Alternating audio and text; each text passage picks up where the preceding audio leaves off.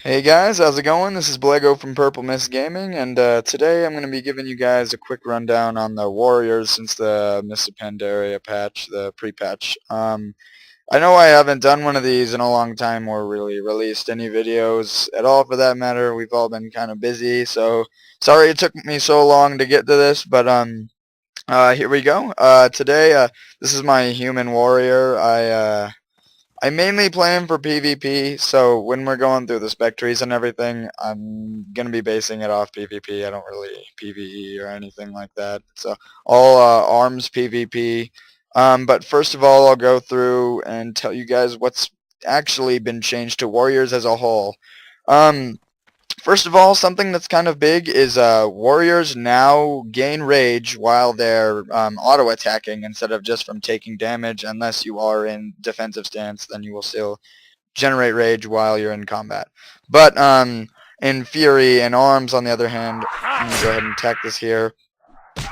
I'm gaining rage as I'm auto-attacking right now. So that's actually really good. I'd say it's more of a buff than anything for those DPS specs, especially in Fury. You get a lot of those points where you can't do a lot when your stuff's on cooldown because you're not getting rage anyway, and you're not taking damage because you're not tanking.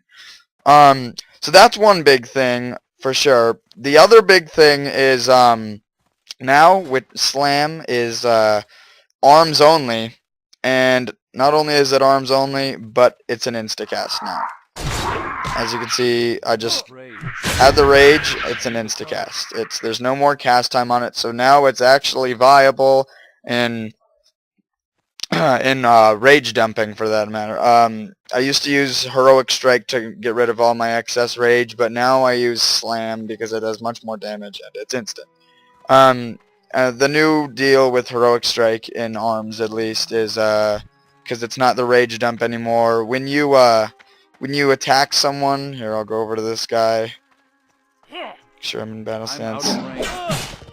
Okay. When you mortal strike, you can overpower, and sometimes when you overpower, it gives you a proc to use overpower again, and that'll give you a stack of, I believe it's bloodlust or something like that. And the more stacks you have, the more damage your heroic strike is going to do the next time you use it. So it stacks up to 5 times, and it's really hard to get those stacks up, but once you do, heroic strike's doing a ton of damage. One time I've got it up to maximum 5 stacks, and I think I hit for about 115k non-crit, which is really, really good. But in PvP especially, you're not going to be getting that stack up a lot. But alright, that's basically a lot of the stuff that's been redone with the Warriors. I don't really see anything else that's changed at this point, but we'll go into the spec tree here. This is it really changed a lot of stuff around for PvP, especially. It made Fury a bit more viable, and it's actually been fairly popular. I've seen it in a lot of battlegrounds and stuff. But so first of all, in the level 15 tree, we have this all has stuff to change your chargeability. We have Juggernaut, Double Time, and Warbringer. Juggernaut allows you to charge every 12 seconds instead of 20. Double time lets you charge twice, as meant twice within the 20 seconds, but the second time you do it, it doesn't get you rage when you charge. And Warbringer stuns the target for 3 seconds when you charge them. Right now I'm using Warbringer, but it really could go either way between Juggernaut and Warbringer. Right now, I've just been using Warbringer because I personally think it's a little bit more fun. You charge something and it's automatically stunned for 3 seconds, which is kind of cool. But you're kind of at a disadvantage if you're against a mage or a hunter or something like that. Then Juggernaut's definitely going to be more useful. So it's kind of preferential there. So either of those would work. I'd say I think I might want to take Juggernaut over Warbringer in a few more situations just to be safe. But Warbringer is a little bit more fun to use, I think. Second off, this is like your health regen stuff. It's enraged regeneration, second wind, and impeding victory. And before I go on again, let me restate the fact that this is mainly for PvP. I don't do a lot of PvE, and this is just what's going to be benefiting you for Fury or Arms PvP, or even Protection for that matter. But So in Rage Regeneration, it's actually a cooldown ability, 1 minute cooldown, 60 rage. Instantly heals you for 10% of your total health and additional 10% over 5 seconds. And if you are used while stunned, excuse me, can be used while stunned and costs no rage if used while in rage. So you can pop Berserker and use it for free. Second Wind is what I'm using right now, and that's whenever you're below 35% health, you regenerate 3% of your health per second, which is a ton.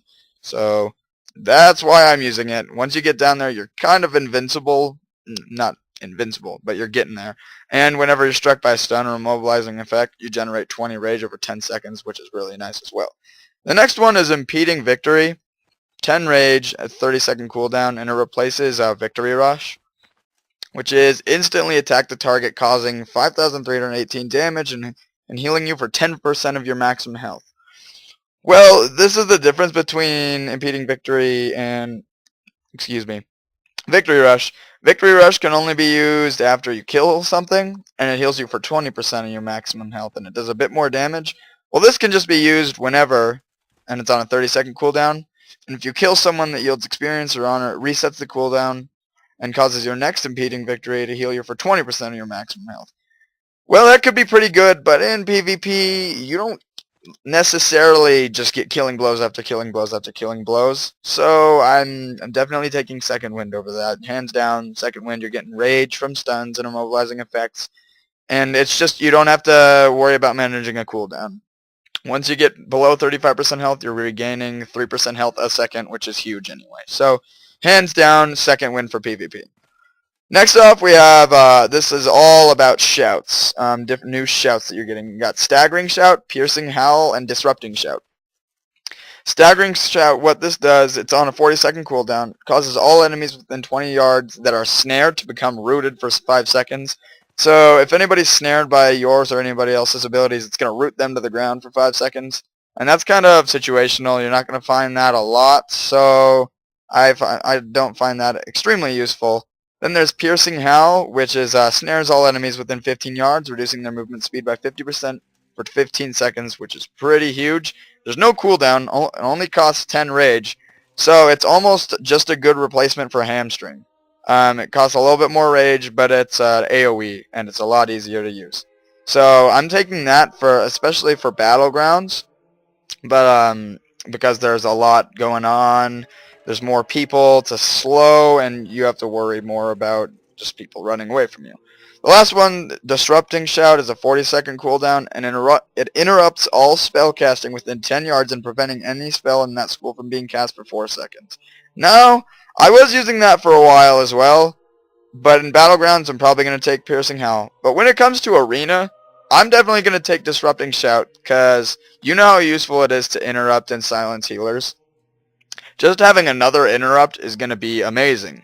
So definitely for PvP, Piercing Howl, or Battlegrounds for that reason, and for Arena, Disrupting Shout. I just feel that I haven't had the chance to use it in Arena because the Arena season has ended since this patch just came out, but I'm assuming just from knowing that silencing the healers is always very effective.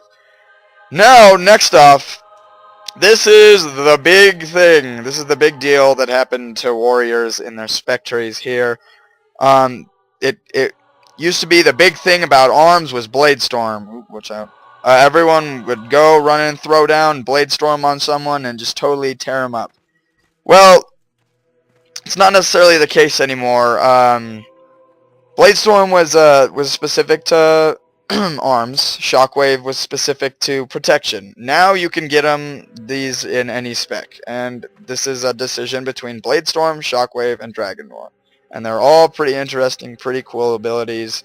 But and it was pretty hard to choose, but I'm pretty sure I've found the definite answer for that.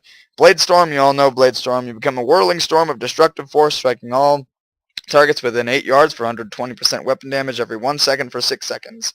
And you can continue to dodge, block, and parry, and you're immune to movement impairing effects, whatever. It's on a minute and a half cooldown, so, you know, same old, same old. Now we have Shockwave, which is only a 20-second cooldown, and it's an AoE frontal cone damaging stun for 10 yards in front of you. 4-second stun on a 20-second cooldown, reinforcing how awesome this ability is, and now you can use it in arms. So this paired with my Warbringer right now, and then stun someone 3 seconds and another 4 seconds. That's awesome. That is so awesome.